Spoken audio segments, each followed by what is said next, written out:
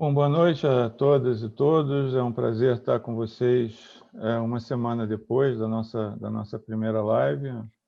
De fato, foi uma conversa muito produtiva, pelo menos para mim. Eu identifico muitos de vocês como já tendo estado na semana passada, não é? Cristiano selecionou muito criteriosamente perguntas do chat para responder hoje. Enfim, mas eu gostaria primeiro de dar as boas-vindas, inclusive aqueles que não estiveram conosco na quarta-feira passada, e dizer que essa live ela faz parte de uma iniciativa maior da PUC, do Departamento de Filosofia em particular, de abertura para o diálogo com, na ausência de uma palavra melhor, autoridades orientais, né? Departamento de Filosofia, eu sou hoje o presidente diretor do Departamento de Filosofia. Nós temos desenvolvido uma política de, digamos assim, interlocução com várias outras matrizes de pensamento. Entenda-se não apenas o pensamento chinês, o pensamento japonês, indiano, etc., mas também as matrizes ameríndias, africanas, as autoridades recalcadas na própria tradição ocidental, como feminismos e autores fora do cânone, enfim. O Departamento de Filosofia hoje está experimentando aí algumas reformas, inclusive de graduação, e experimenta um momento de muito viço, né? É muito interessante. As lives têm sempre muita gente, as conversas são sempre de muita qualidade.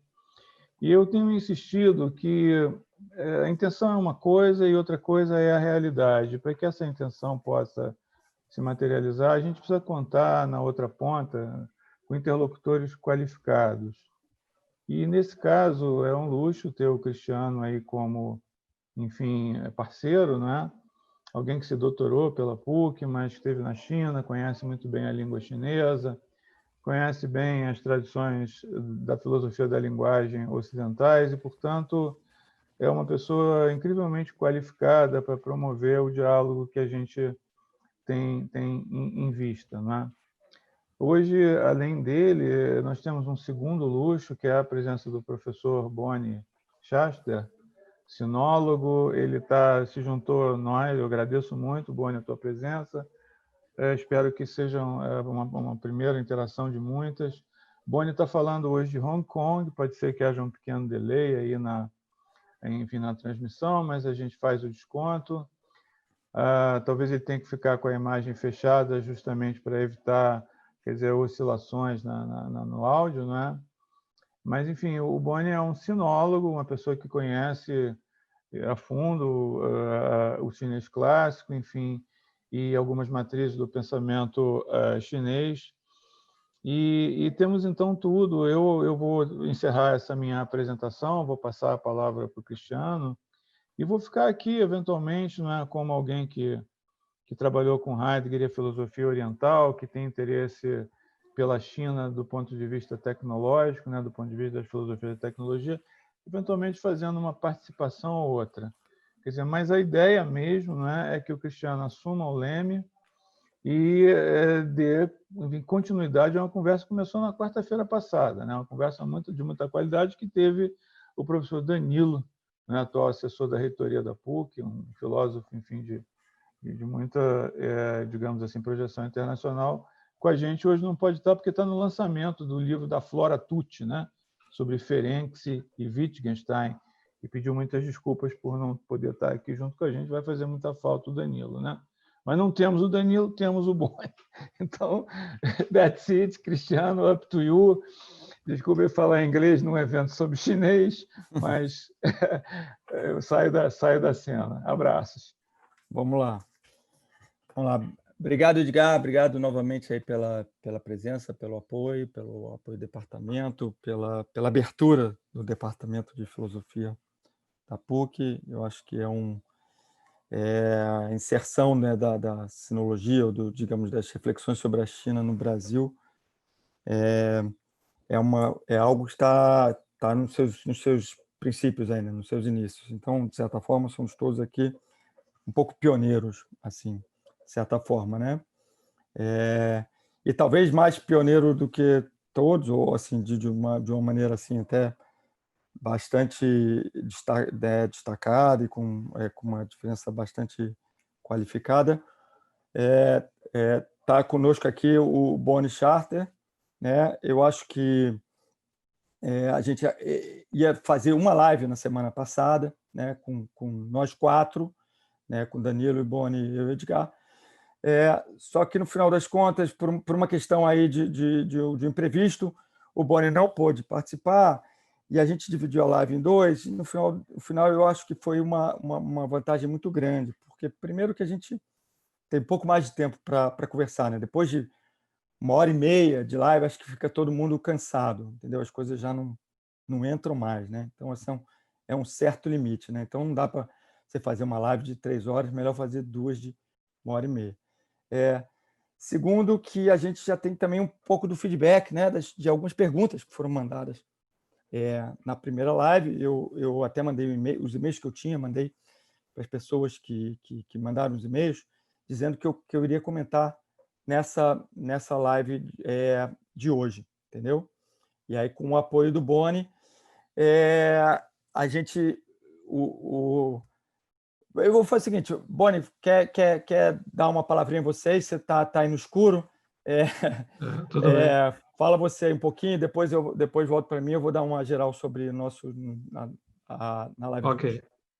Não, primeiro eu gostaria de agradecer a oportunidade de estar aqui falando com vocês, né? Gostaria de parabenizar o Cristiano por essa iniciativa, porque a gente precisa de mais iniciativas dessa para entender melhor a China, né? O nosso conhecimento sobre a China no Brasil, ele tende a ser muito disperso e tende a ser muito parcial, né? Em parte por falta de qualificação, em parte por questões políticas, né? Nossas. Então, eu gostaria de me apresentar. Eu comecei minha carreira acadêmica como estudante de graduação, né? Claro, na UERJ, fazendo História da Arte. E desde aquele período eu tive muito interesse pela China. Então, o meu interesse pela China é uma coisa bem antiga na minha história pessoal, né? E durante esse período eu comecei a estudar o chinês. Eu comecei a entrar em contato com obras europeias e ocidentais, enfim, sobre a religiosidade chinesa. Eu sempre tive muito interesse sobre o assunto religião, né? E eu comecei desde muito cedo, muito cedo, assim, em comparação com outras pessoas que nunca tiveram contato com o chinês, né? Claro que em comparação com pessoas que têm um background, uma família chinesa ou com algum contato com a China por causa da profissão dos pais, são diplomatas, é claro que comecei tarde, comecei com mais ou menos a estudar chinês aos 20 anos, 20 e poucos anos. Mas eu comecei a lidar com essa literatura sinológica acadêmica na graduação e muito cedo eu entendi, né, que era necessário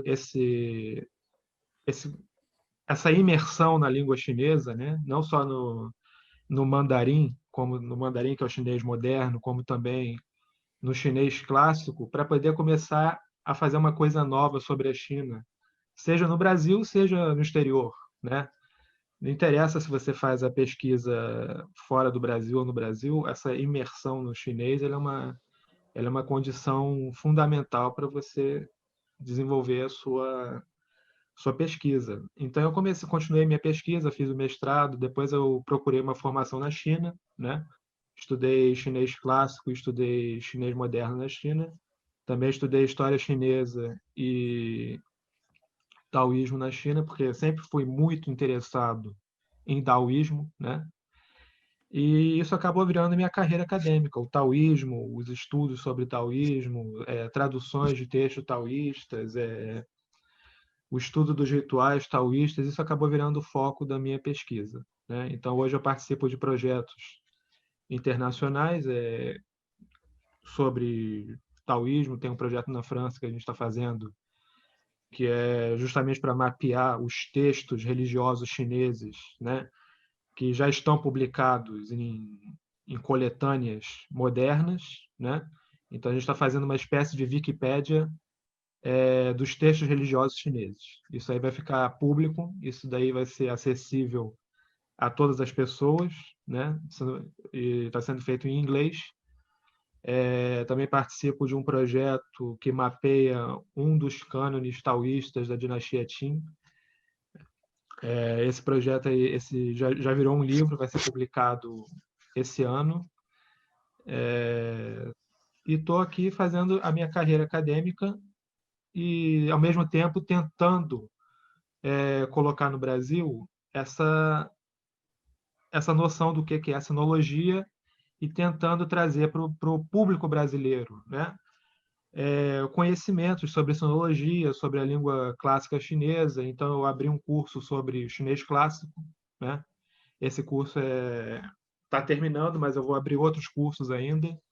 Então, no que tange ao Brasil, o meu objetivo principal é me juntar a pessoas como o Cristiano, como o professor André Bueno, que agora está na UERJ, né? E de certa maneira, de certo modo, uma maneira pioneira, colocar aí no Brasil de uma maneira acessível, porém com qualidade e com rigor, esse conhecimento do chinês clássico e da civilização chinesa que eu fui adquirindo ao longo dos anos aqui, né? Então, basicamente é isso, Cristiano. Mais uma vez, congratular você pela essa iniciativa aí muito importante. E vamos lá, vamos partir para a live, então. Isso aí. Obrigado, Boni. Antes só de continuar, deixa eu repetir para vocês, quer dizer, quem não estava na live da semana passada, essa live está sendo gravada, tá? Então, é importante que eu avise todos que vocês estão sendo gravados aí. E que ela vai estar disponível, depois de alguns dias vai estar disponível, como a outra live também teve, né? E aí, durante um tempo, ela vai ficar disponível e tudo, tá? Por conta da presença do Boni, e até por conta das perguntas, da direção das perguntas, foi bastante interessante, porque acabou casando bastante, né? As perguntas várias perguntas diziam bastante sobre taoísmo ou sobre alguma coisa relacionada com o taoísmo, e a gente vai acabar falando sobre isso. Vamos bater um papo aqui. A ideia, de novo, poxa, nós estamos aqui numa live, né? A gente que é aberta teoricamente para pessoas que nunca tiveram contato ou contato muito leve com a China. Então, tem que ser acessível, né? Quer dizer, tem que ter, mas eu gostei muito do que o Boni falou, acessível com qualidade e rigor. É isso aí, entendeu? No fundo, a ideia por trás do curso, né, que está confirmado, né, quer dizer, o lançamento do curso está confirmado para a semana que vem, na terça-feira, dia 27, às 7 horas da noite, tá? Também não deixa de ser um pouco a versão estendida aqui da live, né? Porque a gente tem aqui 30 e poucas horas para falar de uma... obviamente, com muito mais profundidade e detalhe do que a gente tem aqui no tempo na live, mas nem de longe com tudo que se pode saber e toda a profundidade que a gente poderia chegar, né? Mas o objetivo é manter qualidade e rigor, né? Eu acho que, quer dizer, a presença do Boni aqui, a inserção no departamento, a minha história, eu espero que vocês aqui pela live se convençam disso e durante o curso acho que eu acho que vão ter boas surpresas, entendeu? Então, ficou uma coisa mais assim em tópicos, tá? Porque eu acho que foi mais dinâmico. A gente pode fazer como se estivesse fazendo um pouco um diálogo com vocês, né? Já que o microfone de todos vocês está cortado, né? Então o diálogo vai ser assim, um pouco as vozes que vieram da última live, tá? Eu vou dividir aqui com vocês o que eu fiz mais ou menos. Eu fiz uma pequena, como se fosse uma pequena seleção aqui. Espera aí. Viu? Perguntas. Eita.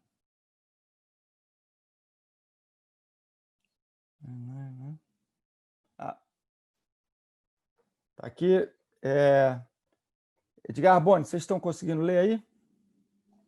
Perfeito, Perfeitamente. está visível, Cristiano, está ótimo. Segue Beleza. em frente. Tá ótimo, tá legal. Então, primeiro acho que a gente vai começar com formas de abordar a China, né? Eu acho que algumas perguntas falaram sobre um pouco mais de detalhes, ou perguntando sobre medicina tradicional chinesa, tá? Teve um participante que até sugeriu a participação do professor Lei do Sete, que é um sinólogo e presidente do Instituto Brasileiro de Acupuntura, tá? E um outro ainda que falou por que a gente, se a gente não poderia fazer uma abordagem amplamente ou realmente oriental, né? Inserindo também não só a China, mas trazendo as experiências, né, de Japão, Índia, Coreia e Vietnã. Tá? Vamos falar um pouquinho qual a estratégia do curso. Eu diria que é mais do curso, mas estratégia que eu acho que a gente vai dizer não só sobre esse curso, mas qualquer assunto que a gente queira abordar, ou a China mais especificamente. Vai ser ótimo, porque o Boni vai mostrar a estratégia dele, entendeu? Que é diferente da minha estratégia, né? Esse não é um curso de sinologia, não é um curso de, né? É um curso introdutório que é um diálogo meio, que eu diria, de sinologia e filosofia, tá? E aí abre justamente para essa visão que eu chamo de cultural filosófica, sinológica filosófica, sei lá. Um dos participantes perguntou sobre o sentido comunitário na China, né? E se essas questões de alteridade dão abertura para um diálogo e para outras alternativas. Tá? Isso é totalmente central e um ponto premente muito importante na filosofia como um todo. E a China está muito bem localizada aí, porque a China, em muitos momentos, ela foi o exemplo de alteridade, né? de contraste. Né? Quer dizer, tem outros exemplos também, né? O pensamento ameríndio, né? Pensamentos africanos, etc. Só que a China tem uma característica que destaca, né? Que é a sua profunda, imensa riqueza literária, né? A sua cultura escrita, muito voltada para a escrita. O Boni, que já leu, decifrou e estuda, e já passou por dezenas e dezenas de textos, sabe muito bem disso, entendeu? Na sua longa história, entendeu? Então, é um diálogo diferente, né? Porque a gente vem de um Ocidente que é Ocidente também letrado, né? Voltado para as letras. Quero deixar bem claro que em nenhum momento eu estou querendo montar aqui uma hierarquia, certo? Não é uma questão de ser melhor ou pior do que uma tradução que não tem um letramento, que não tem uma tradução escrita, tá? Mas é porque existe um ponto de contato mais fácil, digamos, com o Ocidente, e ao mesmo tempo um isolamento geográfico e cultural importante, tá? Perguntaram se o Brasil é ocidental, e acho que tem a ver um pouco com isso também, com essa visão cultural filosófica, a gente vai abordar isso. Eu estou só trazendo pontos, e esses pontos vão surgindo. Tá? Vai depender muito também do andamento aqui da live, tá? Porque eu sou um pouco otimista, tá? E às vezes um pouco ambicioso demais. Então, se a gente um ponto ou outro, aí depois da live vocês podem me perguntar, podem deixar, a gente pode manter contato por e-mail, ou quem estiver no curso vai poder abordar isso no curso, né? As representações da China, né, no Ocidente, da China e do Oriente no Ocidente, são muito importantes, são constituidoras, né, da maneira como a gente vê e de certos postulados, certos a priori que a gente faz quando a gente olha a China e o Ocidente. Então, entender um pouquinho isso, tá? Algumas perguntas trouxeram isso, tá? Trouxeram pensadores, né? E esse pensador tal que escreveu tal, e lá na Europa um pensador, né, que trouxe, né, no século XIX o quanto que ele conhecia, não conhecia. Então vamos trazer um pouquinho isso, tá? Uma das perguntas diz respeito sobre a escola confuciana de Boston, tá? E um pouco sobre alternativas e modelos de multiculturalismo vindos da China, de diálogo. Eu acho que é um tema super importante, super atual, né? E nós vamos passar um pouquinho sobre isso. Vocês perdoem, ela não segue, nós estamos fazendo aqui um pouco certos recortes, tá? A ideia dos recortes é o seguinte, quer dizer, isso aqui não é exatamente uma aula, né? É mais um convite e uma provocação. Então, a ideia dos recortes é levantar para vocês um monte de dúvidas, né? E aí a gente depois pode perseguir juntos essas dúvidas, procurar as respostas, etc. Então, não tem condições aqui de responder essas perguntas que foram levantadas e não é nem sou eu, mas certas perguntas não tem resposta, não acredito que tenha respostas fechadas, tá? A questão da linguagem, eu acho que da língua e da linguagem, o Boni é uma pessoa que pode trazer muito isso, tá? E aí depois entrar um pouquinho sobre o taoísmo, tá? Então, sobre a ideia de filosofia e religião. Novamente, foi montado um pouco aí também para a presença do Boni, especialista em taoísmo e especialmente preocupado com religião, tá? Então, dado esse bastante ousado modelo aí do caminho para hoje, a gente pode começar como essas formas de abordar a China, né? Então, primeiro de tudo, isso foi também trazido na primeira live, o tema é vastíssimo, né? É óbvio que é vastíssimo, né? Então, e tem várias camadas históricas, horizontais, verticais, várias formas de abordar, né?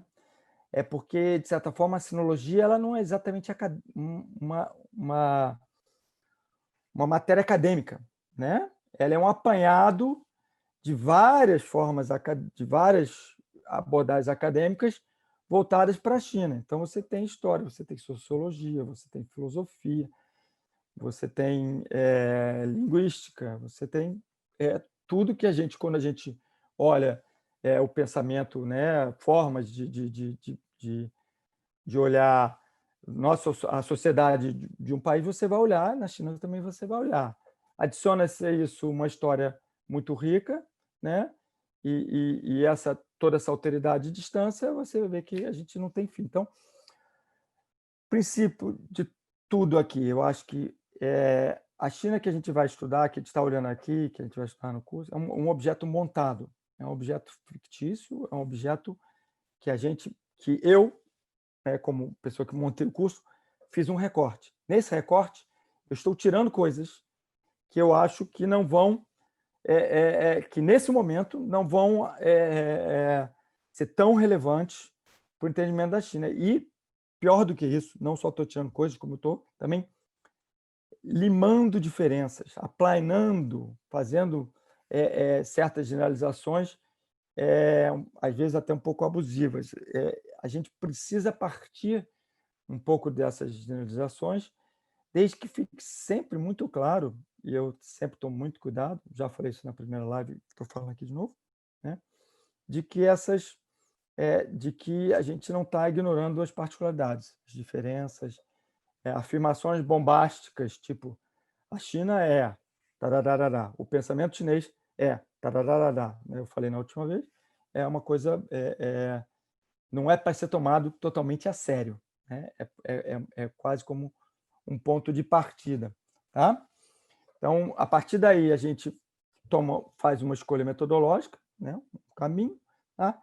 E isso tem uma sustentabilidade teórica, que eu vou deixar bem claro, quer dizer, que eu estou deixando um pouco para vocês quando eu falo dessa coisa de filosofia, de sinologia filosófica, de abordagem culturalista, de privilegiar as diferenças, já estou trazendo um pouco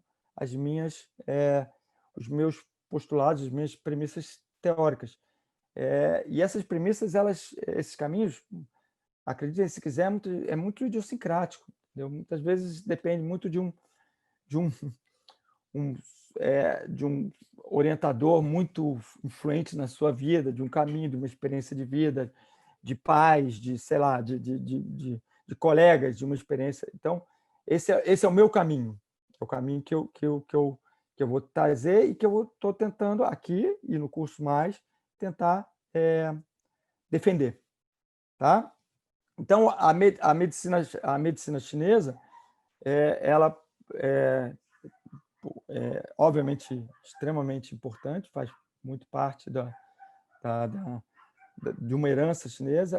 É uma história complexa, tá? A história dessa medicina chinesa tradicional em grande parte, ou pode ser chamada de quase de uma tradição construída, porque ela foi meio que montada aí recentemente, no século XX, mas, obviamente, com uma série de objetivos, tá? Porém, obviamente, carregando uma história muito longa, né? Então, eu estou longe de poder falar sobre isso, entendeu? Sobre detalhes sobre isso. Ela vai participar com a gente na medida em que fizer diálogos que ela apontar para certos caminhos dessa visão chinesa aí que eu tô chamando, entendeu? Não vai ser o foco do detalhe, né? Eu não sei se talvez o Boni queira falar alguma coisa sobre medicina chinesa, Boni, sobre a TCM, né? A medicina chinesa tradicional. Olha, sobre a medicina chinesa tradicional em si, eu não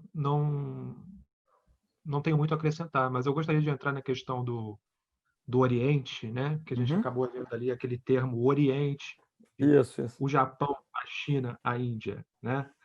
E é muito importante, já de início, a gente começar a desconstruir a ideia de Oriente, né? Desconstruir a ideia de a China, o Japão. No caso da China, você tem um país continental, né?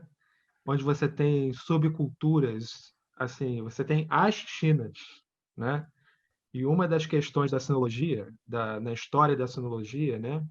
A sinologia europeia, ela começa no período, assim, vamos dizer assim, onde você tem as monarquias europeias, que elas têm interesse na China, porque elas veem na China uma, um bloco, uma coisa só, um grande império, então elas têm interesse em entender por que esse grande império é tão grande, né? E os missionários ocidentais, europeus, chegam na chamada China e começam a filtrar o que é a China para a gente, para o que depois vai ser a Europa moderna e para o que depois vai ser o Brasil, né? Então, no Brasil ainda impera muito essa ideia da China, daquele período dos missionários, quer dizer, o confucionismo, o império, né? Mas isso é uma visão muito básica e muito filtrada da China. Então, a sinologia ela tem essa culpa na história dela, que é o quê? Que é construir uma China, que é uma China das elites, é a China da escrita, é a China da língua clássica, que é uma coisa que é um obstáculo intransponível, né? O primeiro obstáculo para começar a entrar nas várias culturas da China é justamente a língua clássica, né? E então você tem esse desenvolvimento da sinologia, né? A sinologia ocidental também do século XIX, já no começo do século XX, essa coisa de entender a China dos mandarins, né? Quer dizer, dos oficiais, das pessoas educadas. Agora, vamos pensar quem é que são os mandarins, por exemplo, na dinastia Qin. Na dinastia Qin, você tem 1.500 mandarins para uma população do tamanho da população do Brasil hoje. Então, será que a China educada da dinastia Qin, ela representa a China inteira?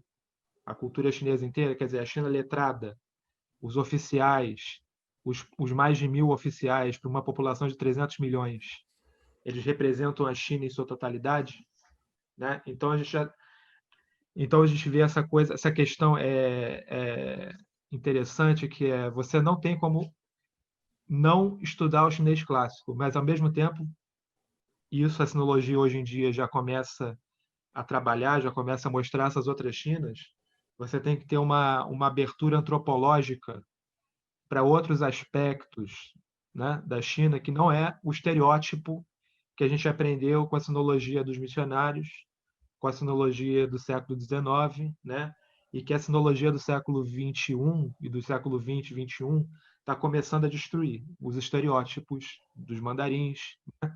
Inclusive os estereótipos das próprias castas superiores chinesas, né? Então, por isso que a sinologia hoje é um empreendimento muito sofisticado, claro, que deixa muito a desejar em termos teóricos, né? Por isso que eu também tenho muito interesse em teoria do ritual, eu tenho interesse em filosofia, embora eu não me embrenhe pelo mundo da filosofia, mas o mundo da teoria do ritual é também um mundo onde eu me sinto em casa, né?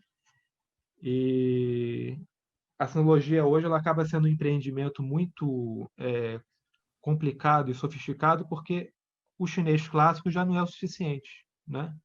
A gente precisa de outras ferramentas metodológicas, além de entender a língua falada e a língua escrita, tanto o moderno quanto o clássico, para entender essa diversidade de Chinas dentro da China, né? Então era só essa colocação que eu queria colocar no início. Beleza. Obrigado, Boni, pela colocação. Você vê como é que a gente trabalha sempre, né? Sobre uma procura de um certo equilíbrio, né? O Boni tá trazendo aqui, quer dizer,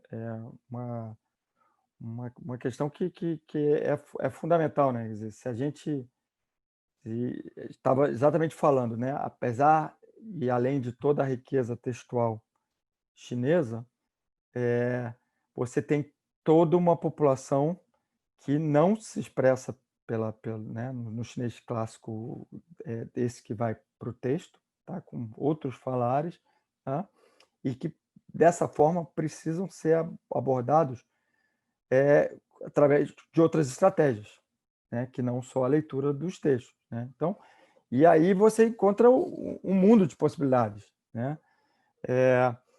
Por outro lado, nós estamos aqui engatinhando, né?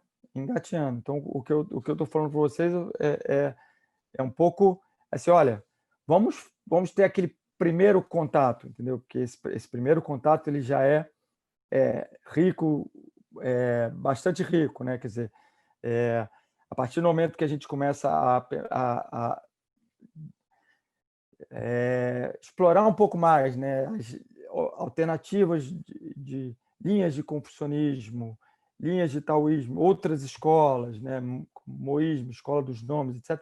A gente já tem um gostinho dessa diversidade que o Boni está trazendo aqui e que, obviamente, que eventualmente, quer dizer, no interesse se aprofundando, a gente vai ter muitos outros cursos e cursos muito mais especializados, né? De qualquer maneira, daí nesse momento agora, especificamente, a gente está fazendo esse recorte. É um recorte que não pode esquecer tudo que fica de fora, né? E principalmente é um recorte que tem que ser feito com cuidado, porque você não pode esquecer as premissas desse recorte, porque senão você começa a tomar tirar conclusões que fogem do escopo, né? E é exatamente, eu acho que é isso que o Boni está trazendo, entendeu? Quer dizer, as conclusões que a sinologia clássica, digamos, né, do século XIX e do século XX, trazer para a gente, entendeu? Que é a sinologia dos mandarins, a sinologia dos letrados, tá? Que vem sendo colocada em questão através de outras formas de abordagem, né? Cristiano, posso fazer uma pontuação sobre isso? Por favor, Edgar. Claro, claro. Que eu acho que a gente tem aí um problema metodológico, metodológico e pedagógico, né? Incrivelmente complexo. Porque, claro, vocês, obviamente, estão super ciosos, né, da necessidade de evitar a trivialização, quer dizer, dessas visões sobre China, sobre Oriente, etc. Mas, ao mesmo tempo, algumas tensões, algumas complexidades, algumas inquietações que dizem respeito, digamos, a essas culturas e as seleções que você faz dentro desse grande latifúndio, elas são capazes de penetrar, quer dizer, o nosso próprio universo de prioridades sociais, políticas, éticas, epistemológicas, etc., quer dizer, de uma maneira incontrolável, né? Cada uma das pessoas que vai fazer esse curso pode se sentir instigada diferentemente com questões que vêm de uma forma, enfim, é claro, observar desse rigor, todo esse cuidado, né? Mas eu acho que essa é a grande riqueza da gente poder virar o rosto um pouco para fora do nosso quintal, né? Uhum. Esse tipo, o contraste que aí se estabelece, eu acho que pode ser poderoso na sua potência de transformação, enfim. É um pouco a minha contribuição aí como professor, assim, sempre muito preocupado com a questão aí do que a gente agrega, né?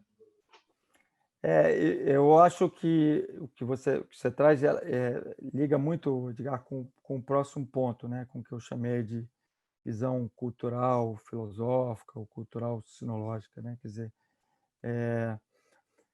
essa é uma abordagem, uma vez que a gente perceba que a história dos conhecimentos sobre a China teve uma série de motivações e uma série de abusos de parte a parte, ou de misuses, né, de usos equivocados de parte a parte, a gente pode,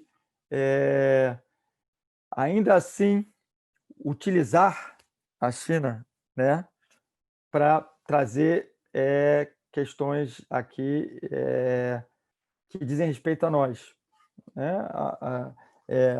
Como um poder de, digamos, de transformação, que eu imagino que é isso que você está querendo falar um pouco, entendeu? Sem cair numa trivialidade, sem cair numa superficialidade, sem cair numa generalização que apaga, entendeu?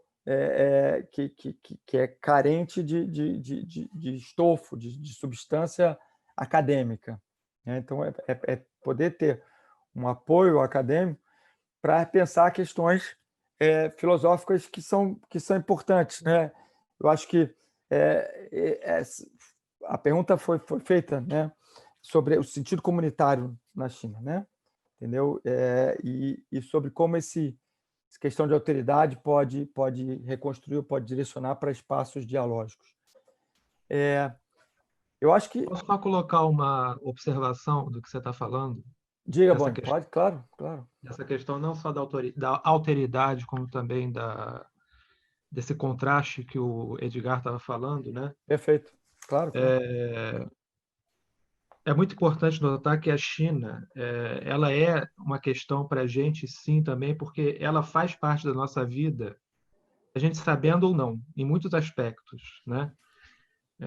Vamos colocar pelo menos pelo aspecto econômico hoje no Brasil, né?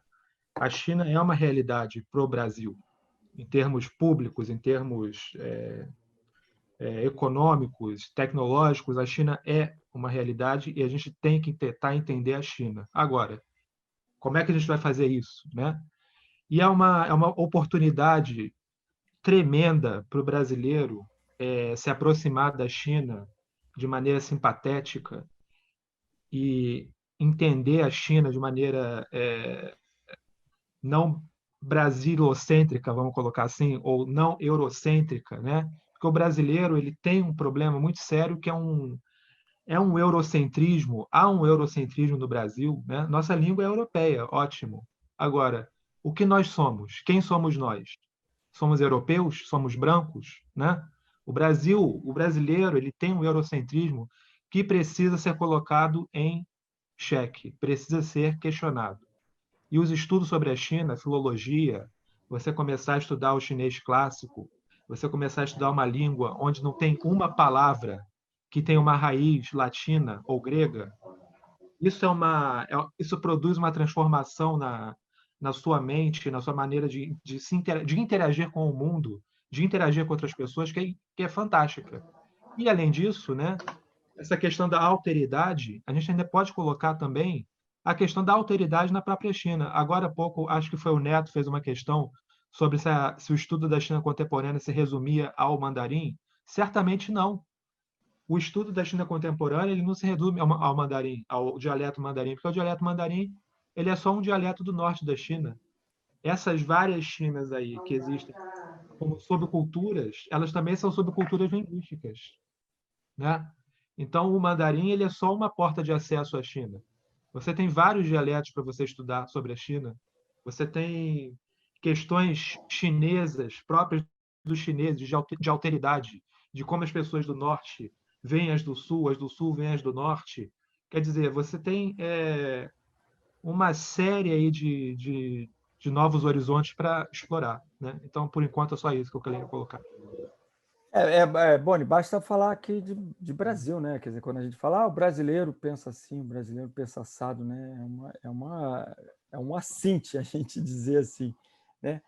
Ao mesmo tempo, a gente parte de quando a gente fala, não, o brasileiro é europeu, não é europeu, o que ele é, não sei, a gente está tentando aí tatear, né? Então, eu acho que esse abrir para abrir, né? É um luxo. Acho que a China nos oferece um luxo. É interessante você ter falado sobre a questão da língua chinesa, do aprendizado da língua chinesa, né? Porque bate um pouco com a questão da linguagem que eu ia falar mais adiante, mas como eu acho que a nossa apresentação aqui é dinâmica, eu acho que ela não tem assim muito, que a gente não precisa se prender exatamente num roteiro, entendeu? A filosofia lida muito profundamente, né, com a questão da linguagem e a relação da linguagem com o pensamento e a separação ou não da linguagem do pensamento, se são duas coisas, se não é, como é que um representa o outro. Tem várias visões assim bem simplistas e tem questões muito mais complexas. Como eu venho da linguística, entendeu? Minha abordagem é uma abordagem que sempre preserva a linguagem, né? Sempre preserva a língua. E mais ainda, né? Não só a alteridade ou o contraste da língua chinesa, mas também a forma de passagem, né? A gente estava conversando outro dia, Boni, lembra? Sobre a tradução dos textos chineses, né? E é uma questão também bastante polêmica, né? Sobre a sua opacidade ou não, né? Então, tem abordagens variadas sobre isso, etc. Mas eu me lembro de você ter comentado que, assim, sintaticamente, desde que a gente siga as categorias sintáticas chinesas, porque é uma sintaxe totalmente diversa, entendeu? Você consegue montar os textos, as estruturas, digamos, né, frasais ou as orações, se podemos chamar disso, tá? Mas muitas vezes o problema bate na semântica, na interpretação, né? Então, a tradução ela é extremamente modificadora, né? Em teoria de tradução, que eu conheço também bastante, você tem assim uma noção bem geral de traduções domesticantes e estrangerizantes, né? A domesticante seria aquela que você vai pegar um texto que tem toda uma sintaxe totalmente diferente, etc., e vai trazer um pouco para deixar o texto mais fluido, mais fácil, né, para o leitor. E a estrangeirizante é aquela que procura manter o contraste, que às vezes deixa o texto todo meio travado, mas ele vai preservar um pouco essa alteridade. Então, só de você pensar nesses caminhos, isso aí é extremamente... Quer dizer, tem livros e pessoas né, e é bastante complexa essa questão. Você já pode ver, por exemplo, que pegar autores, né, foram alguns autores que foram trazidos, eu acho que sobre... Vou pegar aqui. Uma das perguntas foi sobre as traduções dos chineses, né, do chinês para línguas ocidentais. E ele usou o exemplo do Ku Hongmin, tá, que era um chinês que nasceu na Malásia no século XIX. Tá? Ele viveu em 1857 a 1928, que foi um dos responsáveis pela divulgação das obras chinesas, né? E era uma pessoa, quer dizer, que acreditava, que fazia uma ponte muito grande entre os clássicos confucionistas, os 4 livros confucionistas, né?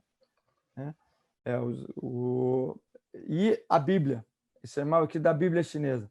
Então, você pode imaginar uma pessoa do seu tempo, do século... Primeiro, do seu tempo, do século XIX. Segundo, da sua localização, a Malásia, né? terceiro das suas motivações, para você pensar que não é uma questão simples. Não, o chinês vai traduzir melhor. Não existe isso não faz menor sentido, entendeu? Você dizer uma coisa dessas. O chinês que fala o mandarim, ou que fala o cantonês, ou que fala, ele tem algum, é diferente a dificuldade dele para lidar com textos clássicos, mas é outra língua. Não é, Boni? Quer dizer, você então, que está diante aí de chineses que lidam com textos clássicos o tempo todo, pode falar bastante até, né? Essa questão da tradução, eu posso falar bastante, porque já traduzi muito, né? Uhum. Não muito, não traduzi muito em questão de volume, mas já me dediquei muito a traduzir texto clássico. Eu traduzo texto taoísta. Inclusive, talvez o meu primeiro livro vai incorporar uma tradução que eu fiz de uma escritura taoísta, mas é incrível o nível de especialização que os textos requerem, né? Isso é uma coisa. Se levar em conta a questão que você trouxe aqui da teoria da tradução, né? A gente pode dizer que não existe tradução, só existe recriação, só existe uma tentativa de, através de uma teoria implícita ou declarada, né? E aí que entra essa questão também do texto como teoria, né? Você não tem como se dissociar de uma certa premissa, de certas premissas, de certas teorias, tanto sobre o que você sabe sobre o texto, quanto o que você sabe sobre a língua, quanto o que você sabe sobre a, a sua própria língua materna, né? Então, a tradução sempre é uma questão de criação. E por isso mesmo que é muito importante trazer esse seu background de teoria da tradução, para também a pessoa, quando estiver traduzindo ou estiver se interessando em traduzir, ela consiga ser clara e sincera consigo mesma sobre o que ela está fazendo, né? Porque é muito fácil você chegar e falar, não, veja só, para um público que não sabe chinês, olha, isso aqui é o que está escrito no texto. Não é Claro. assim. Não. Não é assim que a banda toca, né?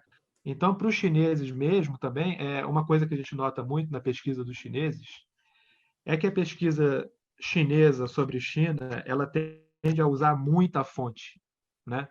Agora, por que eles usam muita fonte primária? Justamente porque eles não precisam traduzir, né? Quando você começa a traduzir essas fontes, a... aí você vê que realmente o buraco é mais embaixo. Você não tem como simplesmente adotar uma visão instrumentalista da língua, né? Assim, isso aqui é o que o texto está falando da dinastia Ming. Há 1000 anos atrás, o que o texto está falando é transparente para quem está entendendo o texto, lendo o texto hoje. Não é. Nunca será, né? Mesmo um texto moderno, ele não é transparente. Então,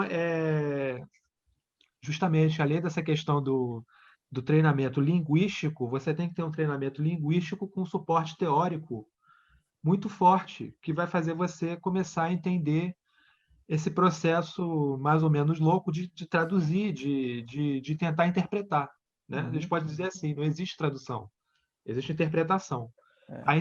E aí que você tem que se colocar como estudioso, o que você quer tirar da sua interpretação, né? Boni, deixa E eu dar uma avançadazinha para a gente não perder o tá bom. nosso. Cara, eu concordo em gênero e grau com você. Eu acho que as coisas se juntam, né? Eu acho que essa visão, uma visão que entende a língua dessa maneira, a linguagem dessa maneira, a opacidade da linguagem, né? Ela não pode ter outra forma de abordagem que não seja essa abordagem que eu estou chamando de culturalista e de privilégio da diferença e que aparecem as autoridades, né? Tomando cuidado sempre com os usos e os abusos das palavras que a gente nunca pode. Parece que ficou assim enfiado na minha cabeça, né? Uma expressão, né, do Wittgenstein, de que a gente não pode tomar as palavras de férias, né? Elas não vivem, não têm vida sozinha, entendeu? Cabe muito aí, vai muito aí com o que você está falando sobre a recriação do texto, né? E isso aí é pano para manga, assim, para muito mais do que a gente vai falar aqui hoje, né? Então, avançando um pouquinho aqui, entendeu? Eu acho que essa ideia da história do pensamento sobre a China no Ocidente, acho que a gente não cabe aqui que a gente nem vá entrar com profundidade, né? A gente, eu acho que eu tinha até feito aqui umas observações aqui sobre isso, sobre essa história. Uma coisa que eu acho que é legal para deixar para vocês, tá? Eu acho que a gente tem um pouquinho de tempo que dá para a gente, né, falar isso. A reputação da China no Ocidente, isso vem um pouco em encontro do que eu falei na primeira live, né? Essa mistura de fascínio e certo desprezo, de uma distância, é presente o tempo todo na relação do Ocidente, esse Ocidente montado aí, esse Ocidente utópico que não existe, né? Com a China, que não existe também. A gente está só falando aqui coisas que não existem, mas a gente tem que falar de alguma coisa, então a gente vai tocando assim mesmo.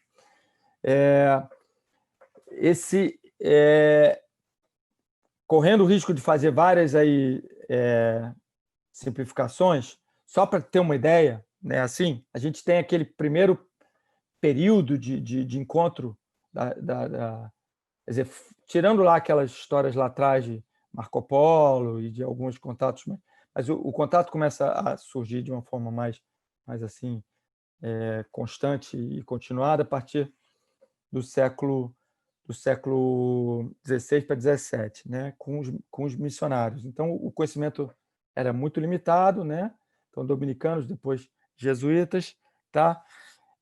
E logo no começo a fascinação pela língua chinesa, né? E muito pela escrita. A escrita chinesa tem assim um papel absolutamente central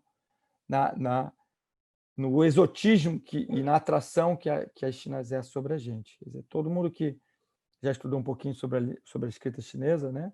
Que foi além, quer dizer, percebe a riqueza e também as loucuras que a gente pode montar e as loucuras que foram montadas. Todo mundo monta, todo mundo tem a dizer. E você pega manuais de etimologia, fazem as coisas mais...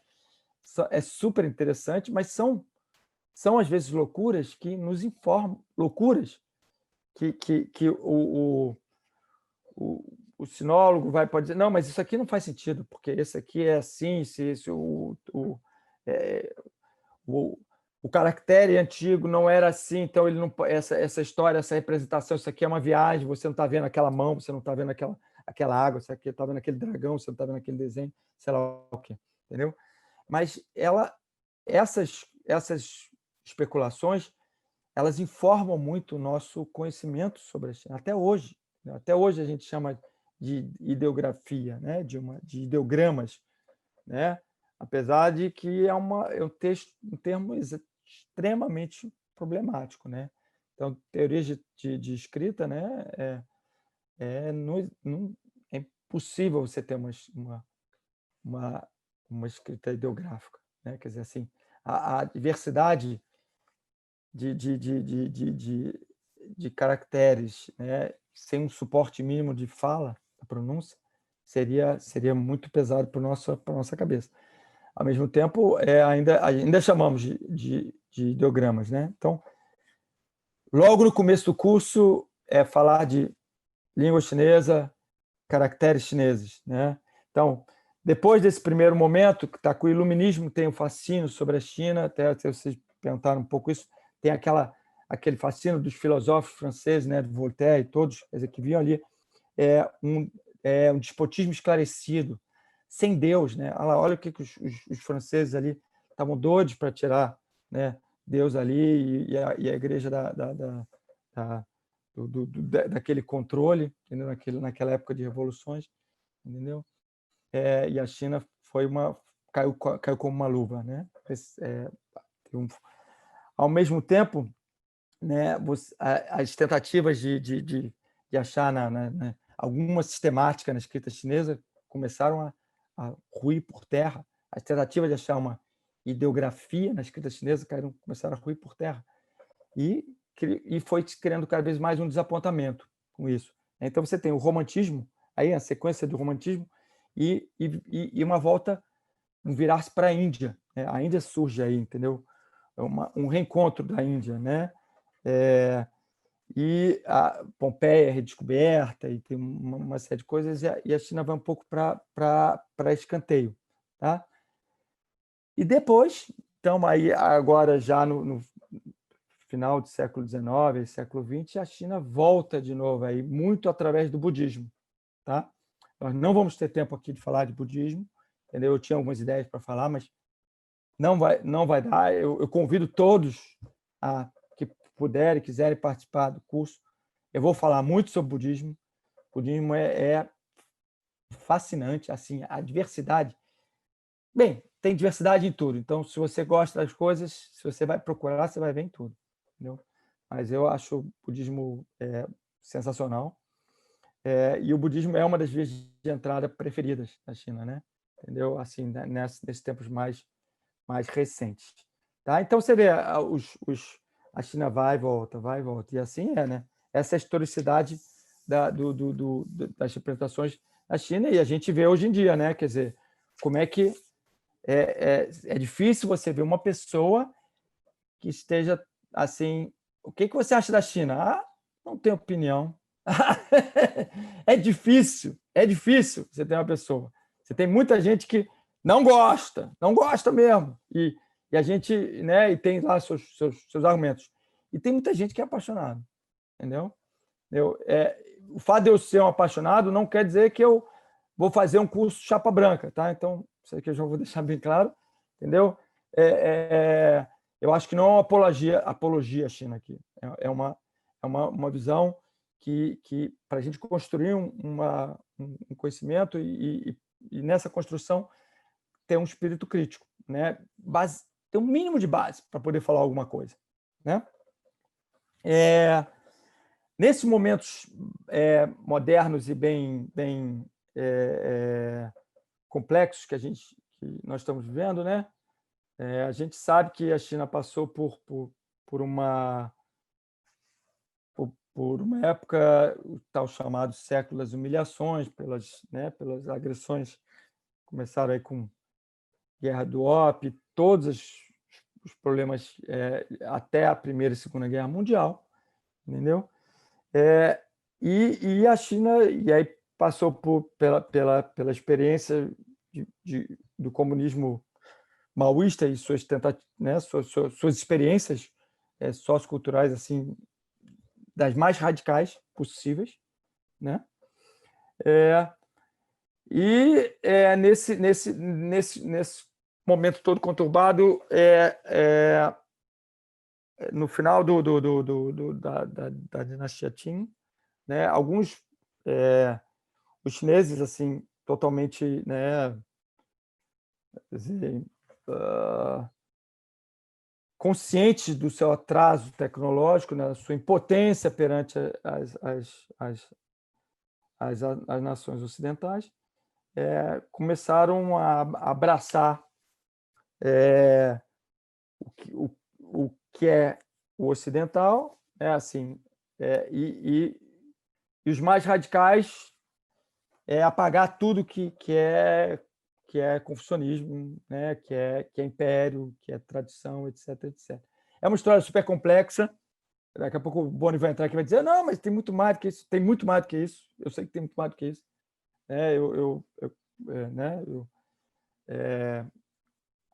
Tem muitos outros detalhes. Eu estou fazendo aqui imagina, uma conversa assim super, né?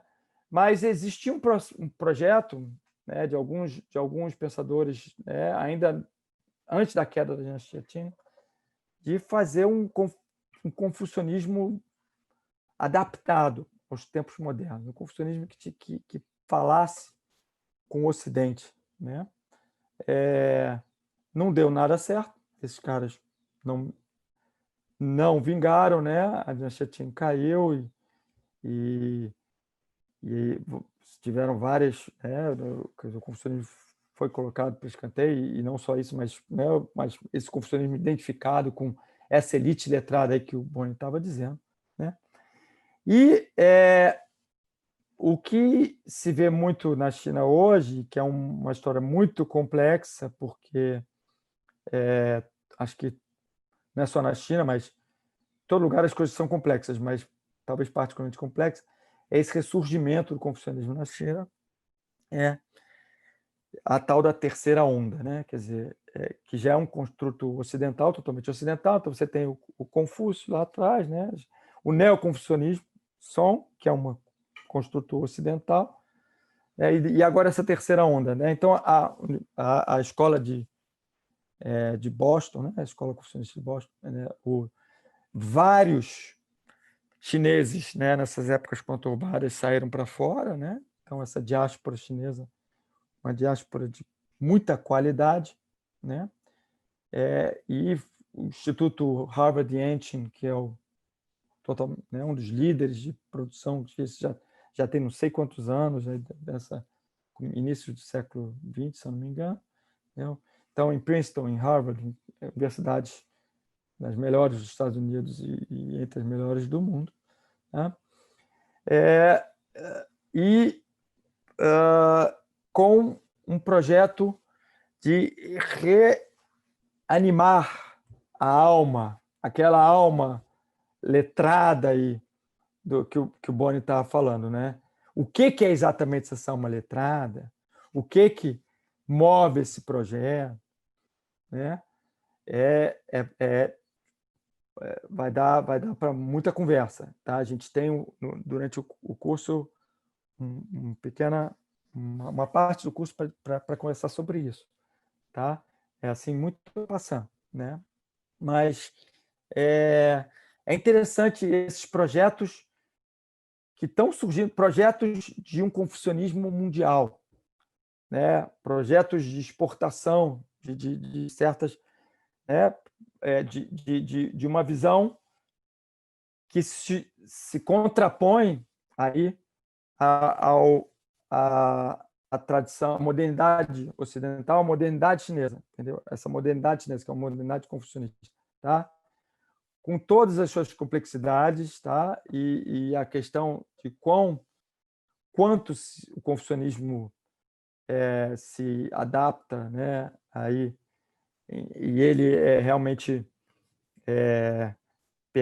né? Não é por nada que o Instituto é Instituto Confúcio, né? E que o confucionismo, ele não é, apesar dele ter sido alguns, depois eu vou falar para o Boni pode poder comentar um pouco, ele está doido aqui para falar alguma coisa, mas apesar de o confucionismo ter sido reconhecido durante uma época, ou algumas pessoas ainda reconhecem como uma religião, né? Então Max Weber lançou um livro super influente em 1915, né? Confucionismo e Taoísmo, as religiões chinesas, né? Os chineses não se reconhecem quanto confucionistas, né? Entendeu? É uma questão extremamente complexa falar em uma religião confucionista, apesar de você ter endeusamentos de Confúcio e esse sincretismo todo que é extremamente rico na China, né? É super interessante porque envolve política, envolve sociedade atual, envolve a influência da tradição na modernidade e como a China está lidando com essa tradição. Boni, quer comentar alguma coisa, cara?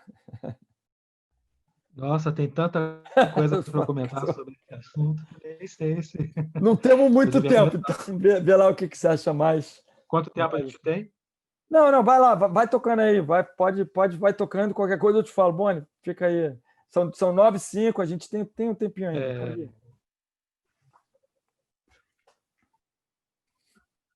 Não, uma coisa que eu gostaria de colocar, a conexão tá boa, vocês estão me ouvindo? Ouvindo bem. Uma coisa que uma coisa que eu colocaria nessa questão aí, né, é que essa onda de novos confucionismos, né, primeiro que a gente observa isso de fora, né? Existe algo acontecendo aí na China, né? E você tem uma produção de discursos sobre o que é confucionismo, né? E uma coisa que é interessante nessa nova onda de confucionismos, né, é a participação também ocidental. Algumas pessoas aí com uma abordagem filosófica, tal, elas também entram nessa onda de promover um novo confucionismo, A gente né? Que conhece bem seria alguns uma nomes. filosofia, seria uma maneira de pensar, uma maneira de entender o mundo, uma moral, etc. Mas é uma coisa que a gente tem que levar em consideração, que no contexto chinês existe, inclusive contemporaneamente, mas que a gente não pode dizer que exista no contexto ocidental, é que essa onda de novos confucionismos na China, ela também está ligada a uma nova onda de ressuscitar os rituais na China, né? Então, você tem, inclusive, universidades, eu não vou entrar em detalhes, onde certos rituais confucionistas estão sendo ressuscitados, né? Então, o que para a gente é uma questão de discurso, de filosofia apenas, na China tradicional, imperial, nunca foi uma questão secularismo versus religião, filosofia versus religião. Não existe essa contemporânea, de certa maneira, resgatar certos rituais, sim. E existe, sim, uma conexão entre esses discursos e esse retorno do chinês contemporâneo ao ritual, né? Então, vou fechar aqui só com essas observações para não usar o tempo todo, mas acho que é uma observação válida. Eu acho que é super interessante, né? Eu acho que a gente. E é bom porque já podemos puxar para um pouco para essa discussão que era o projeto, né? De falar um pouquinho sobre filosofia e religião, né? Quer dizer, sobre. Né? Essa separação, né? Quer dizer, a separação, uma separação muito ocidental, né? Essa dicotomia que a gente carrega aqui é uma separação que você que não comparece na tradição chinesa, né? Quer dizer, as palavras não comparecem, né? Quando você vê Confúcio, por exemplo, digamos, você pode dizer que ele tinha nos analetos, né? Quer dizer, uma certa tendência anti-religiosa, mas talvez você pudesse falar mais sobre anti-supersticiosa, mas ele estava querendo atacar a ideia de Shen, que é a ideia dos espíritos, tá? Que é muitas vezes traduzido como espírito, do moísmo. Então, o moísmo, né, e o Mozi foi uma tradição que muito identificada com um pouco mais identificada, digamos, com certas práticas religiosas nessa época, né? Nós estamos falando lá da dinastia Zhou, né? O moísmo foi praticamente ele some, né? Quer dizer, o quanto de moísmo, o quanto desse pensamento fica, né, fora das discussões acadêmicas é debatido, entendeu? Mas nós não estamos falando, né, estamos falando de uma época em que a China estava trazendo seus rituais, suas religiões animísticas, seus rituais de divinação, né? Nós vamos falar sobre isso, sobre os famosos ossos oraculares, que quem não ouvia, não conhece, quiser primeiro tipo de testemunhas de escrita, né, de alguma forma de escrita na China, na dinastia Shang, antes da dinastia Zhou ainda, tá? sobre carapaças de tartaruga e em outros ossos, principalmente, tá? Que eram levados ao fogo aí e faziam certas rachaduras, eram interpretados, e é uma questão fascinante, interessante. Tá? Vai fazer uma ponte depois com I Ching. Tá? Quer dizer, o clássico das mutações é importante também, que vamos falar bastante sobre isso, mas situar ele nessa história também, né? Porque aí tudo mistura-se, né? Tudo se mistura, o mito e a história, entendeu? O que realmente temos em termos de comprovação ou de testemunho ou não, tá? Então é muito fascinante. Mas então você tem nesse momento o moísmo aí, quer dizer, antes da entrada do que a gente vai dizer que é o taoísmo meio institucionalizado. Eu acho que a divisão que é muito usada no Ocidente, que é essa que o Boni quer desconstruir, de certa forma, né? E que eu acho que ele tem toda a razão no sentido de que a gente não pode levar ao pé da letra, talvez, certo? Que não, taoísmo religioso, taoísmo filosófico, entendeu? Tao de A, Tao de Ao, entendeu? Não, o Lao Tzu ou Chuang Tzu era filosofia. E aí depois você tem a seita dos mestres celestiais e tudo mais, Huang Lao e tudo mais que o Boni aí conhece em imenso detalhe, absorvendo os ritos locais e absorvendo de uma forma extremamente complexa também certas questões do budismo, entendeu? E aí isso também vai uma coisa que super interessante e debatida, entendeu? Até que ponto, porque é muito comum a gente falar sobre a sinização, né, das ideias que entram, né, o budismo que veio da Índia, ele foi totalmente sinizado, né, transformado pela China, né? Mas o quanto que o budismo também transformou, né? Vários autores falam que bastante, falam que o taoísmo não é um taoísmo depois do século I e II, e que a verdadeira, digamos, a única... Tem autores que chegam, né? Edgar, eu acho que talvez tenha... Você pode desligar o teu som aí? Acho que está saindo um som ali teu. Eu estava pedindo a palavra, porque você não viu a minha mão Não vi. levantada. Tua mão era isso. Desculpa. Vai lá. Pode falar. É o seguinte, né? Porque além desses aspectos históricos todos, se trata da gente colocar em discussão a filosofia ocidental e a filosofia oriental, e a chinesa em particular, quer dizer, talvez a gente possa pensar algumas singularidades do pensamento chinês que podem contribuir decisivamente para elevar o nível do debate ocidental. Vou te dar um exemplo, a questão do criacionismo e do evolucionismo, né? Quer dizer, a discussão de como é que as coisas vieram a ser o que são. Então, você tem lá a ideia de que Deus criou o mundo, ou então a ideia de que houve um Big Bang, etc. Uma das grandes dificuldades de ambos os modelos tem a ver com a ideia da criação a partir do nada, né?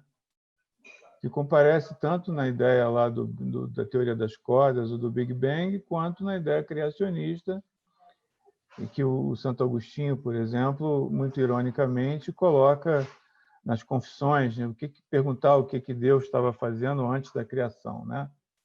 E a resposta do Santo Agostinho, genial, estava inventando o inferno para mandar para lá o pessoal que fizesse esse tipo de pergunta, né? Isso tudo nos leva a uma discussão de uma noção taoísta, meus parcos conhecimentos me levam a ela, que é a noção de vu, né, de vazio, de nada. As minhas poucas incursões com isso foi um texto que eu escrevi para o Journal of Chinese Philosophy, que tinha a ver com leituras que o Heidegger tentava fazer do capítulo 11 do Tao Te Ching, né? que vocês devem, obviamente, ter de cabeça, que é lá a ideia de que os raios da roda se juntam no centro, mas que o que dá a essência da roda é aquele núcleo, aquele centro vazio. A mesma coisa acontecendo com o vaso de argila, que é, de alguma maneira, constituído por aquelas paredes de barro, mas que, em última análise, tem como essência as não paredes, né? Quer dizer, aquele espaço vazio, a mesma coisa valendo para o quarto e assim por diante, né? Então, assim, alguns filósofos ocidentais que tentaram pensar essa noção de nada, né? Essa noção do antes do ser, né? Do antes da criação, de alguma maneira ficaram fascinados pela noção de Wu, né? De Wu Wei chinesa, né? E, assim, aí, de novo, né? Mesmo que a gente tome todos os cuidados para não trivializar, para não chapar essas noções, eu acho que elas são incrivelmente potentes, não é? para irrigar questões que são seminais do ponto de vista de uma cultura ocidental e de um Brasil, hoje em dia, que se digladia entre visões, enfim, muito estreitas em relação à dignidade do ser, propriamente dito, né? Daquilo que se é criado, se não é criado, se sempre existiu, e qual é a própria dignidade do não ser, do vazio, etc., etc., né? Então, eu não sei, a gente tem muito pouco tempo, mas eu não poderia deixar de fazer essa provocação, porque eu acho que a gente tem aí um verdadeiro latifúndio para explorar, né? Eu acho que, Edgar, quer dizer, o Boni também pode falar, né? A gente não só o taoísmo, né? Mas também a ideia de shunyata, né? Quer dizer, que vem do budismo, e aí você tem a Madhyamaka, o caminho do meio, né? De Nagarjuna, traz também outro tipo de abordagem, né? E é uma discussão, acho que extremamente complexa, que eu acho que, como você mesmo falou, e nisso eu concordo muito, eu acho que a gente tem pode isso eu não acho que não cabe a nós dizer o quanto, né, que certos filósofos como Heidegger ou Derrida ou outros, né, conheciam ou não sobre a China, né? Obviamente que não falavam chinês, o conhecimento era indireto e situado no seu tempo.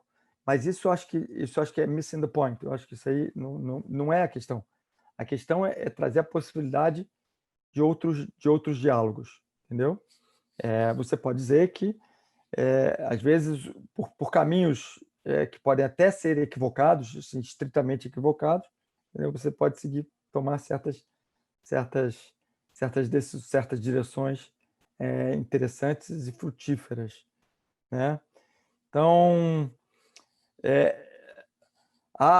eu acho que eu acho que cabe também um pouquinho. Eu também vou dar um espaço para o Boni voltar com isso, né? Porque eu acho que talvez é a praia dele, né? Entendeu? Apesar de que eu também, dizer, a minha tese de doutorado também foi sobre taoísmo e tudo, mas ele está lá assim mais, digamos, no detalhe. A minha visão um pouco mais assim mais indireta. A visão dele é a visão mais digamos, mais estritamente filológica, mais nos textos, entendeu? Com essa pegada ritualística, com essa visão, né, de todas as ramificações, né, que a gente tem a falar, e que ele estava falando um pouquinho sobre religião e sobre filosofia, né? Eu ia trazer dois passagenzinhas aqui, porque aí depois eu vou passar para o Boni, que são 9h20, aí dá para o Boni, pode falar um pouco mais.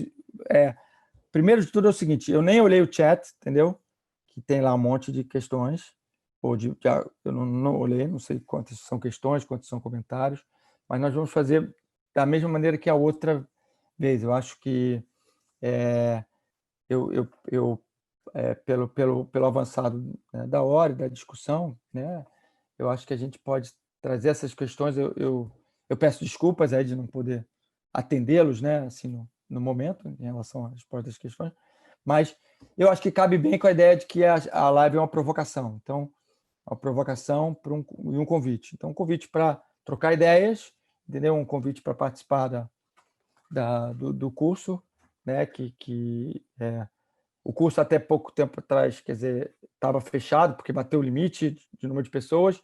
Eu abri um pouco mais e nós estamos aí perto do limite. Então, se alguém realmente que não esteja inscrito tiver interesse, eu acho que vale a pena prestar atenção para que tenha vaga ainda, tá? Duas histórias que eu ia trazer, tá?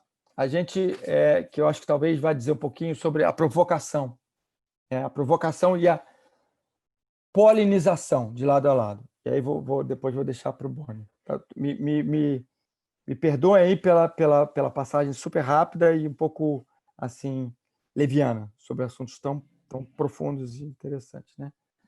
A gente vive muito de clichês, né? E um dos clichês mais conhecidos da filosofia é o clichê do rio, da água, né? A água que desce o rio. Tem o Heráclito, né? Que essa imagem da água tudo passando, etc. Mas Confúcio também nos Analetos tem uma passagem sobre isso, sobre tudo passa como água, quer dizer, a fluidez da água e não é só isso também, né? Mas a história de que depois adotada de que a água passa, mas o rio fica. Então, é fácil a gente ver aí uma impermanência que seja um pouco mitigada e disfarçada, né? Porque o rio é a essência, o rio fica, o rio não vai embora. Então, existe uma coisa que fica, entendeu? É muito difícil a gente abraçar uma impermanência muito radical, né? E o budismo ele traz essa ideia, e no taoísmo também traz essa ideia, eu acho, entendeu? Certas visões radicais, entendeu? Algo ligadas à ideia de Wu e maior ou menor grau, ou de Shunyata, entendeu?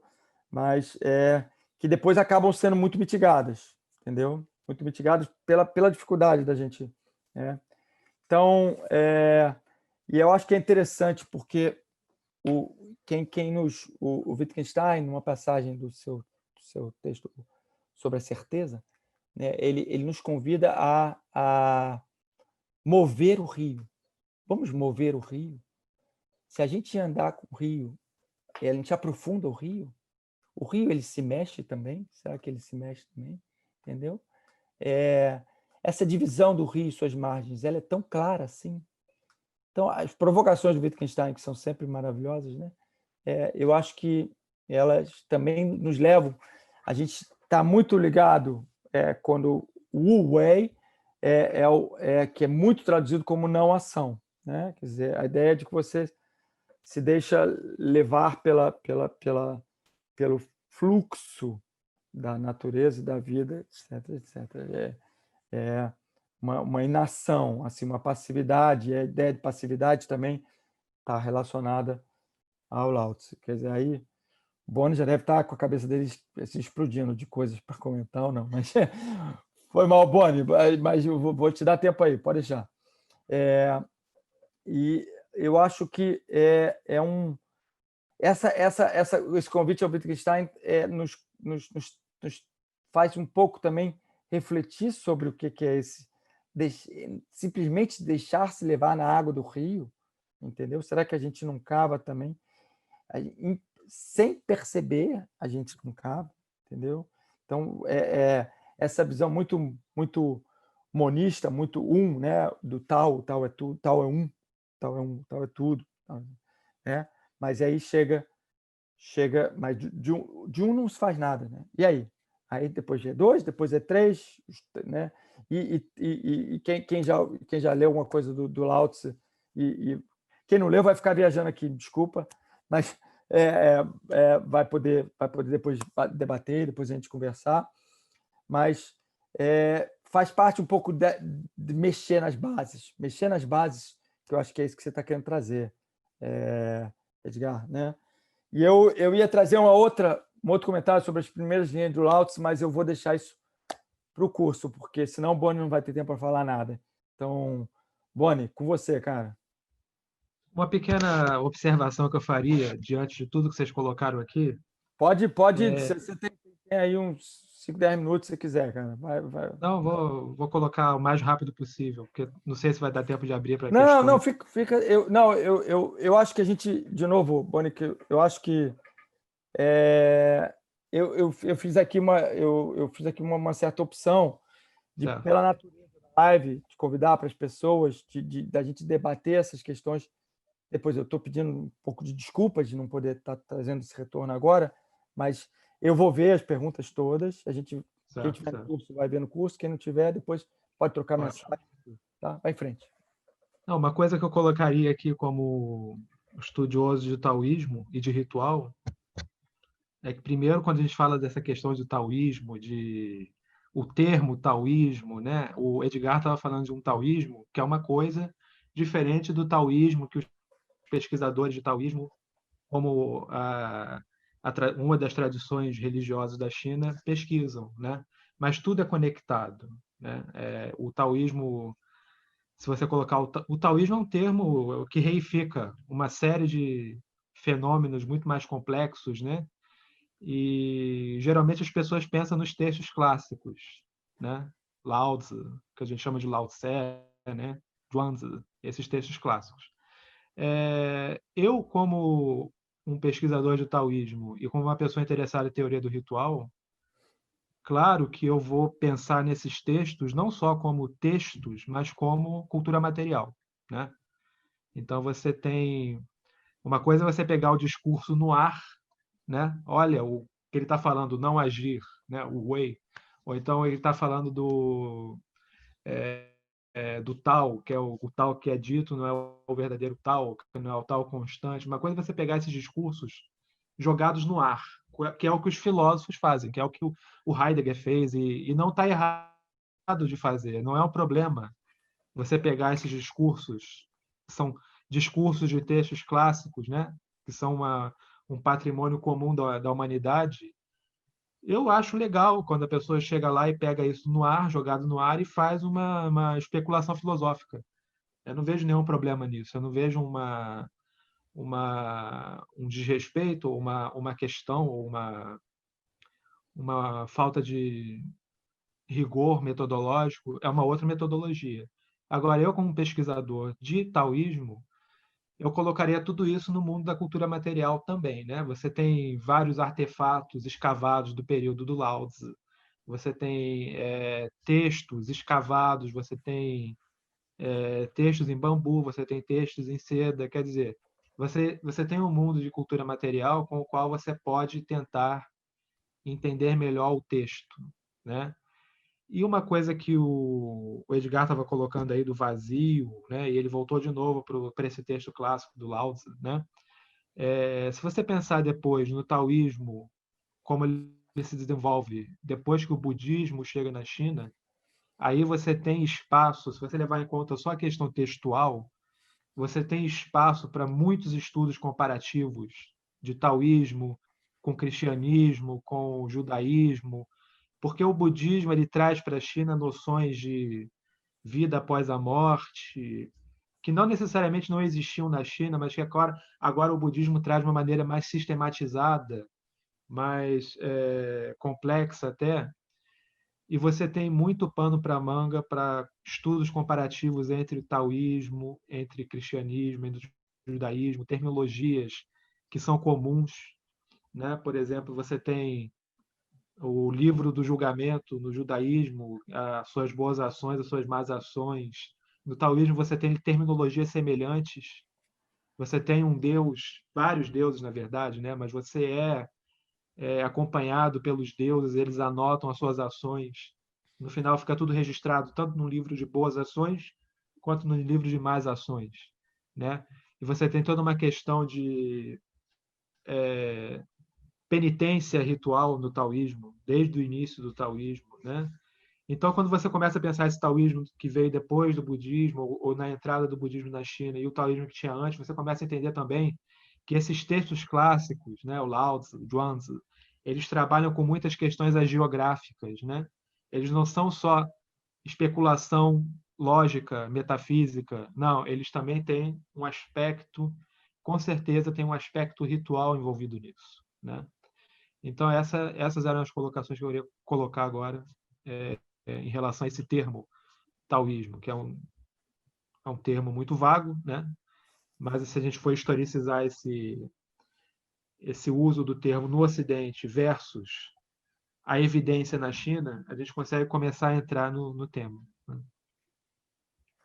Estou querendo tirar o tema do mundo abstrato da filosofia e levar ele para o mundo mais concreto, né? Da cultura material, dos rituais e de todo esse contexto mais histórico e sociológico que a evidência traz. É uma coisa muito forte. Você não tem como discutir o Lao Tzu sem pensar, por exemplo, naqueles caldeirões e naqueles objetos ritualísticos do período Zhou, né? Existe uma ponte entre texto e cultura material. Só uma pontuação, Boni, eu acho que você colocou bem. Na verdade, a questão é deixar claro, né, o que está sendo feito. Acho que existem várias maneiras de apropriação de textos clássicos de várias tradições, né? O importante é a gente ser transparente em relação àquilo que está fazendo, né? Sim, exatamente. Até porque esses textos eles têm sim um interesse filosófico, né? Eu não chamaria eles de filosofia no sentido de como Heidegger é filosofia ou como Platão é filosofia, mas eles têm um interesse filosófico, sim. E eles são, de fato, eu acho que eles são um bom material para se fazer filosofia, né? Quanto mais Boni, a sua leitura filosófica ela estiver alimentada por certos conhecimentos filológicos e históricos, melhor também fica a qualidade da sua leitura filosófica, né? eu acho interessante, Boni, quer dizer, os comentários, dois comentários sobre o teu comentário, tá? Que acho que a gente tem passou um pouquinho da hora, mas acho que não tem problema, né? Da outra vez a gente passou também um pouquinho da hora e tudo. Prática e filosofia, né? Quer dizer, a filosofia sempre foi e discute-se muito, né? Que a filosofia tinha um lado eminentemente prático, né?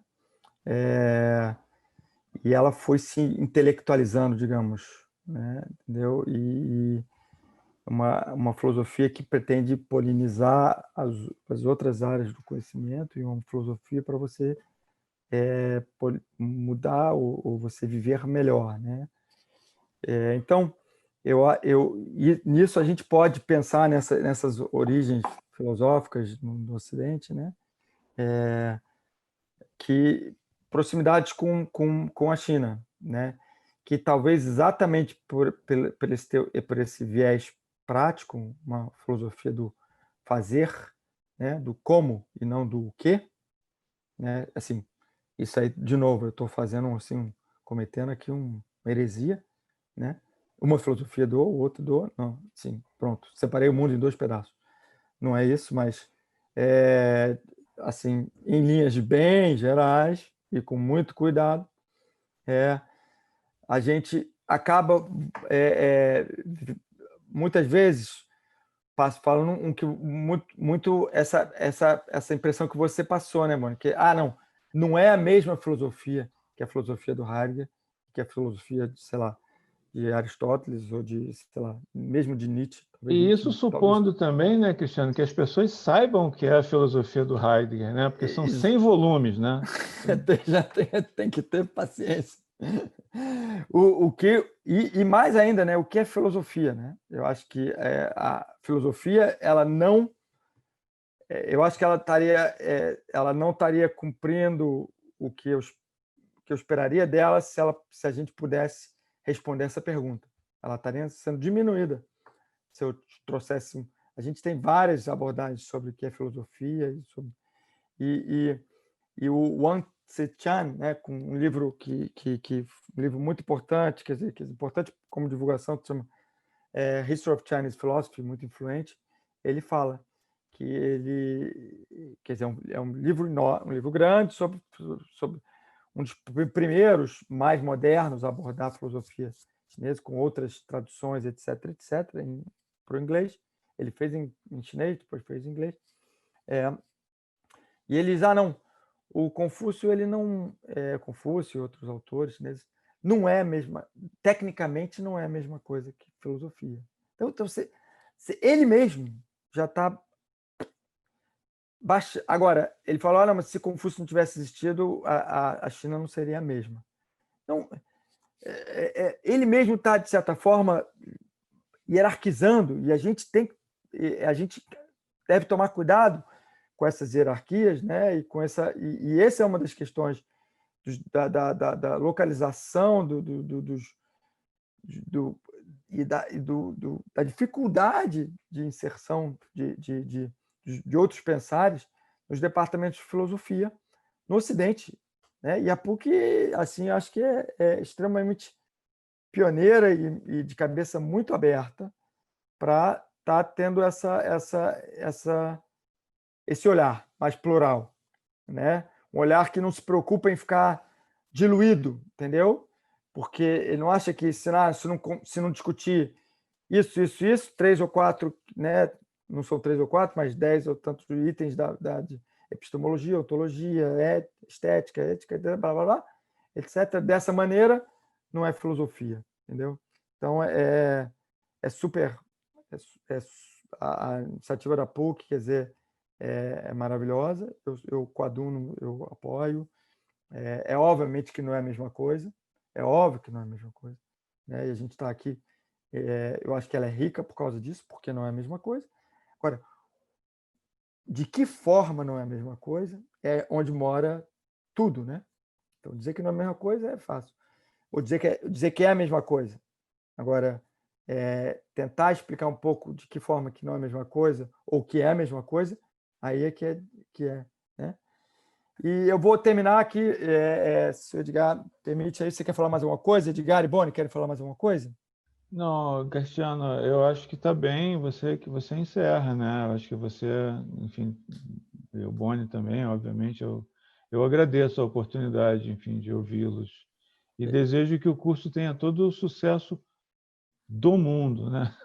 Boni, se quiser contar com a nossa estrutura futuramente para oferecer seus cursos, compartilhar suas pesquisas, estamos aí super porosos a isso e vamos lá. Vamos lá. Boni, mais alguma Seguimos coisa? caminho. Não, eu só queria agradecer, então, a oportunidade de estar aqui falando com vocês, conhecer o Edgar, conhecer o pessoal que está ouvindo. Foi muito bom e parabenizar você de novo pela iniciativa.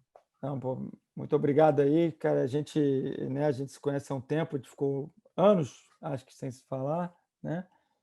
E por uma coincidência, acabamos vendo agora recentemente, você estava no Rio de Janeiro, pô.